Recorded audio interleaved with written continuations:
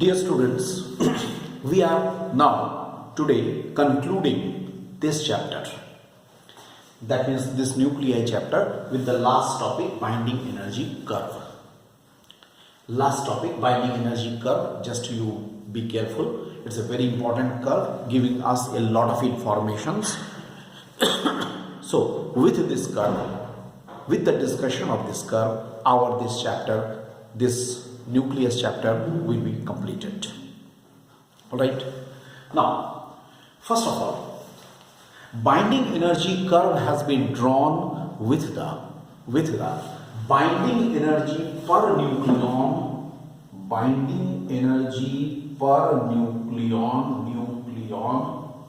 that is delta E by A versus the mass number A. It's a graph of these two, binding energy per nucleon versus the mass number. That graph we are doing. Okay, this is the binding energy per nucleon, this is the mass number. And see, this graph is very scientific, and whatever descriptions I am giving, just according to this graph. So this graph should be plotted very carefully, because our points which we are saying verbally and what is shown here, those things should coincide. Okay, so let us see the important aspects of this graph, important points of this graph. Number one, first point, binding energy per nucleon or value of delta E by A. I will mention delta E by A. Value of delta E by A is very small for the light nuclei such as deuterium. The value of delta E by A is very small. Look, very small, less than 2, very small. It's very small, it is less than 2 also we are seeing for deuterium. For light nuclei, say deuterium. Second point. As A increases, A means mass number, as A increases, the value of delta E by A increases and decreases alternately. Increases and decreases alternately. Right? Initially, it is increasing and decreasing alternately, showing a number of peaks. Showing a number of peaks. So initially, what we are seeing, as A is increased, the value of delta E by A increases and decreases alternately. एक बार increase, एक बार decrease, alternate. It will be increasing and decreasing alternately, showing a number of peaks. Okay. Number 3. The nuclei which have been shown on these peaks,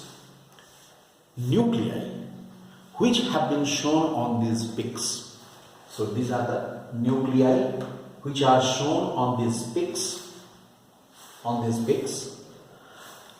What are the nuclei? Nuclei like He42, C12,6, O16,8.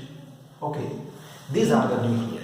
So nuclei like He42, C12,6 and O16,8, that is helium, carbon, oxygen, etc., which are on the peaks here, they actually indicate the very stable nuclei. This is the significance of these nuclei which are on these peaks. So they are indicating the more very much stable nuclei as compared to their neighborhood. Neighborhood में जो nuclei है उसके तुलना में ये सबसे ये ज्यादा है, stable है.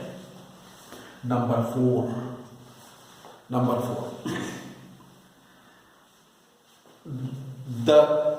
The binding energy curve is showing its peak at Fe56.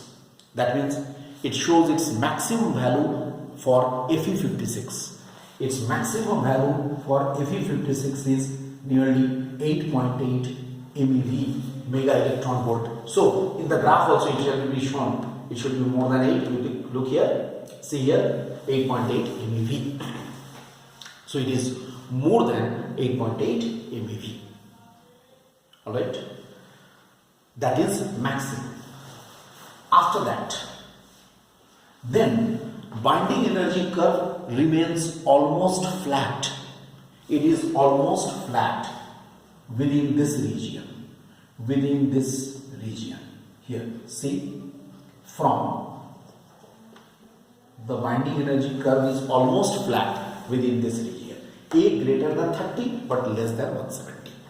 That means from 30 to 170, this binding energy curve is almost flat, which shows the flatness of this binding energy curve shows the saturation of the nuclear force. The saturation of the nuclear force is actually indicated by this flat portion of this binding energy curve, right? And then now the binding energy curve, it shows the this uranium-238-92 having the binding energy per nucleon as 7.7 MeV ultimately, where it is decreased. It has increased here, it is decreased for U-238-92. We are getting this. These are some important features. So we have seen the flatness of this binding energy curve is actually showing that the saturation of the nuclear force is taking place. These are the few things we are getting. Now, from this binding energy curve, definitely we can get some conclusion, right? A very important conclusion from this binding energy curve is that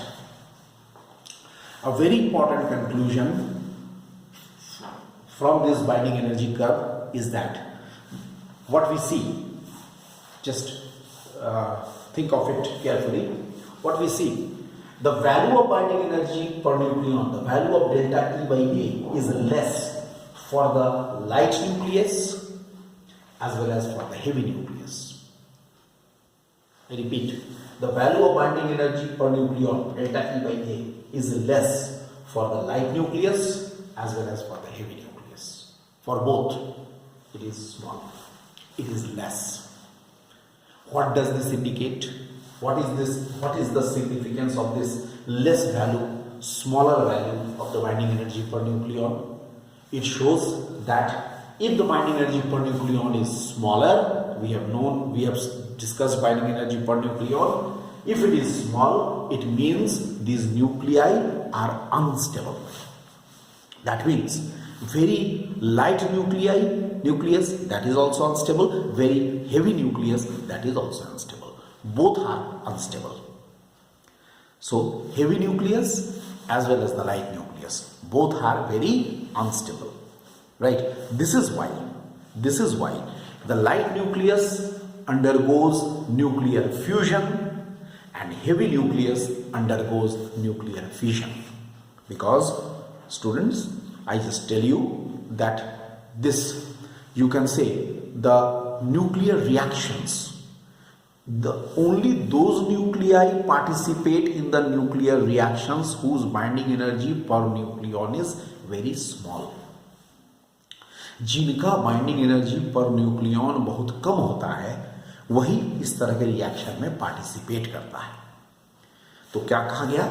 light nucleus, for the light nucleus the value of delta E by is small, for the heavy nucleus also it is small. That's why these two types of nuclei are unstable, and this is why they are participating in the nuclear fission as well as the nuclear fusion. Light nuclei for nuclear fusion, heavy nuclei for the nuclear fission. Only these are the important aspects of this binding energy curve. With this, the nucleus chapter is complete. Our only one chapter is left now, that is the semiconductor devices. Thank you.